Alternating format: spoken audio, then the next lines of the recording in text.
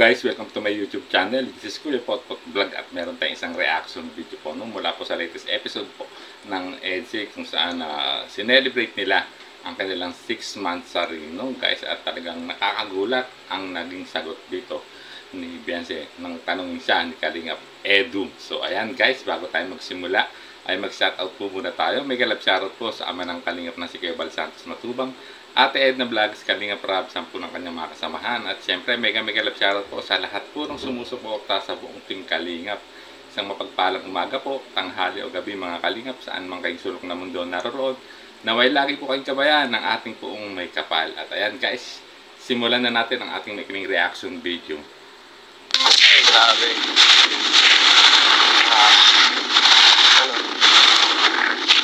Ilang araw na rin tayo dito.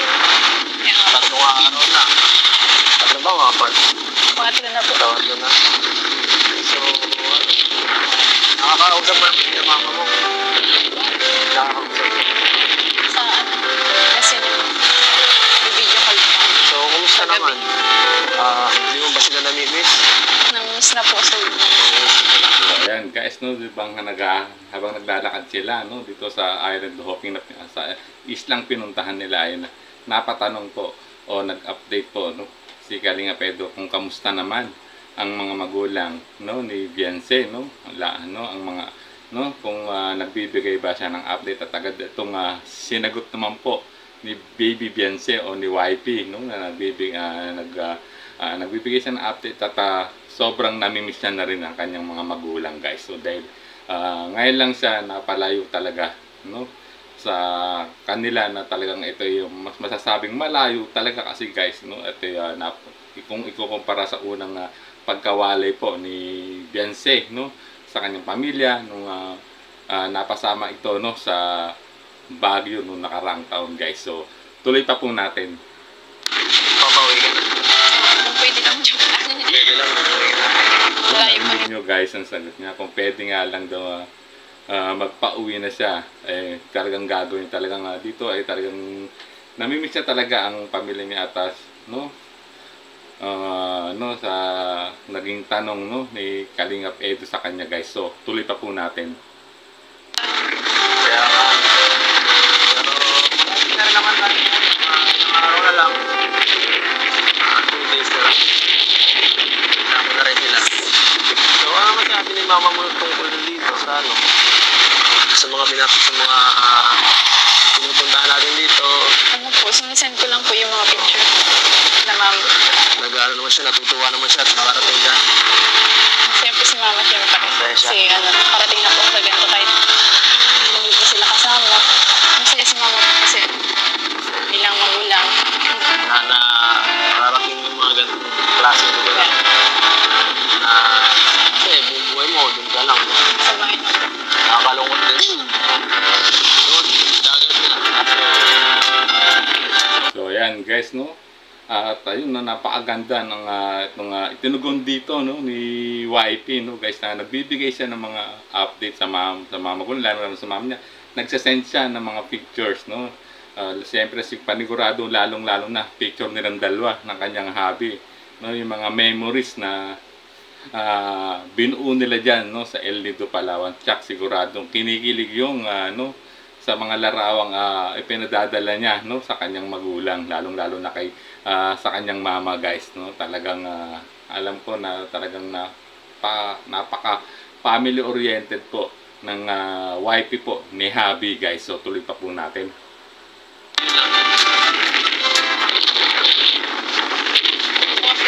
Sana ano ganito na makakarating po dito sa Palawan. Hindi na. Pares tayo. Kahit ako rin.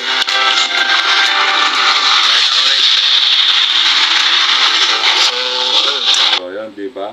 Even Kalingap Edu no, inamin niya na kahit siya ay talagang hindi niya akalain no, na magkakaroon ng ganitong pagkakataon na makakasama niya no si Beyonce o ang kanyang YP no sa ganitong napakagandang lugar no, dito lalong-lalo na dito sa El Nido, Palawan. Sa panaginip na hindi niya inaasahan din na makakarating silang dalawa rito at makakapamasyal at bubuo ng napakagandang mga memories guys. So tuloy pa po natin. Sa doon pag ano,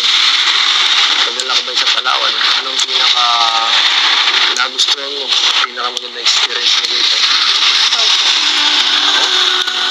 Guys, grabe, nagulat si Kalingap Edu, no, sa naging sagot dito, no, ni YP, kung ano ang pinamagandang experience na ano niya, no, na ano niya rito sa Palawan, no, ito si El Nido. Ang agad sinagot po, no, ni YP ay ikaw. It means, guys, yung magkaroon sila ng oras sa isa't isa, makapamasyal sila ng silang dalawa, no, ay grabe, no, grabe yung naging sagot dito ni Beyonce at no, hindi na niya itinago yung totoong nararamdaman niya at agad niyang sinabi na si Kalingap Edu ang pinakamasaya, no, na experience niya na nangyari na pagpunta nila sa El Nido, Palawan, which is kasi nga sila po ay gumawa na napakamasasaya at nakakakilig na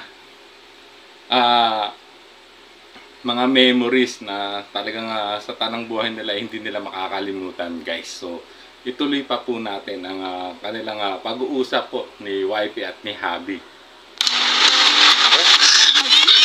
Ano po? Ayun po.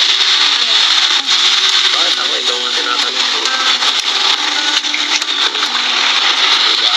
The first day, pag natin sa kayaking, gano'n. Lahat po. Lahat. Sa bagay. Ang ganda naman talaga lahat eh. Yes, ito naman na talaga napakaganda naman lahat talaga. Lahat na ng naging activities nila na magkasama sila, guys, no, from day 1 hanggang sa makauwi sila, no, ay talagang grabe yung experience na naranasan ni Beyonce, no, talaga. At lalong-lalo na ay naging supportive pa ang kanilang mga big time na silent sponsor, no, na ang daming naging pasabog, no, habang sila ay naandyan po sa El Nido, Palawan, guys, no. Kaya talagang lahat po ng magagandang bagay na o mga ginawa nila diyan talagang masasayang memories po yan. Parte po yan ng masasayang memories na binuo nila, no, guys, at kanilang ito itatago, no, talagang hindi nila ito makakalimutan, guys. So tuloy pa natin. Enjoy. Ako, dito ko tatanawin. Yung ako ikaw po. Ako? Opo. Ako gusto mo? Ako? Lahat naman yun okay eh. Pero, mas gusto ko talaga pagkasama ka. Mas di maganda lang.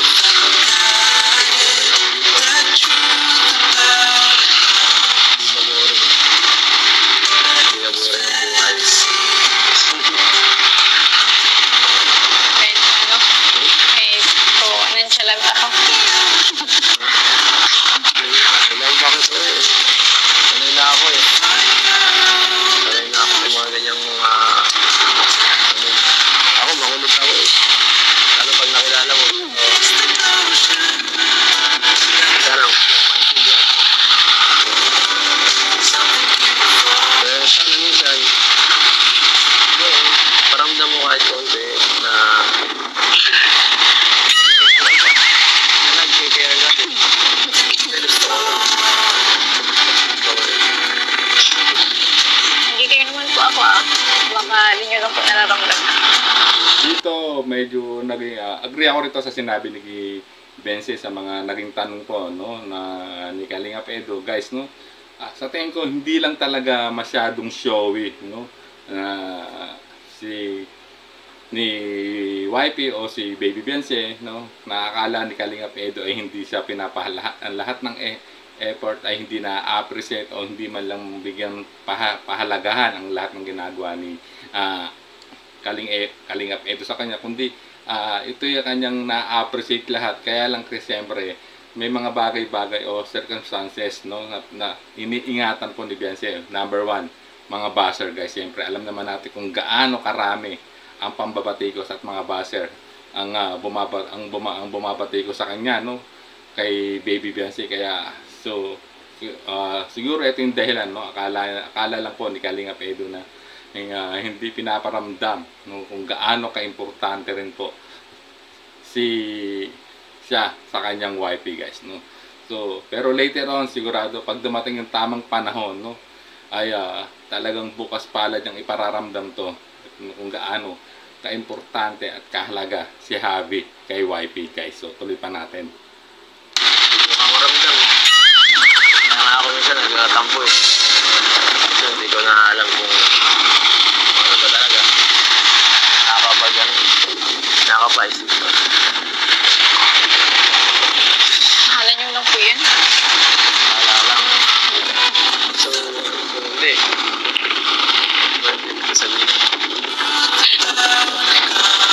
Tama naman dito si YP, no? Akala lang ni Kalingap Edo o ni Javi na hindi niya pinaparamdam kung gaano kahalaga rin si Javi, no, kay YP. Ano lang, may mga bagay-bagay lang na or nagiging maingat lang ang pagkilos niya, guys, no? Alam niyo naman kasi maraming matang nakamasid sa kanilang dalawa, guys. So ayan, at nalaman natin ang naging pinakamagandang pangyayaring no, o na-experience nila, no, o ni YP, no, nung pag-stay nila ng ilang araw, no, sa El Nido, Palawan, guys. So alam na natin ang naging sagot, kundi ang kanyang Javi, ang pinakamagandang nangyari habang nasa El Nido, Palawan sila, no, guys. So grabe, napakagandang memories niyan. At syempre, hanggang dito na lang ang ating maikling reaction video, guys. Kung gusto niyo mapanood po ang full video nito, ay pakibisita po umuli ang official YouTube channel po ni Kalingap Rab. At syempre, panoorin natin ang buo at huwag po tayo mag-skip ng ads para lalo tayong makatulong sa lahat po ng adhikain ng programa ng Kalingap, no, ni Kalingap Rab. Lalong-lalo na ang adhikain po ng ama ng Kalingap na si Kuya Bal Santos Matubang, guys. So maraming salamat. Hanggang sa muli po ng ating reaksyon. There's a vlogger named Kuya Pot, spreading good vibes, giving all he's got.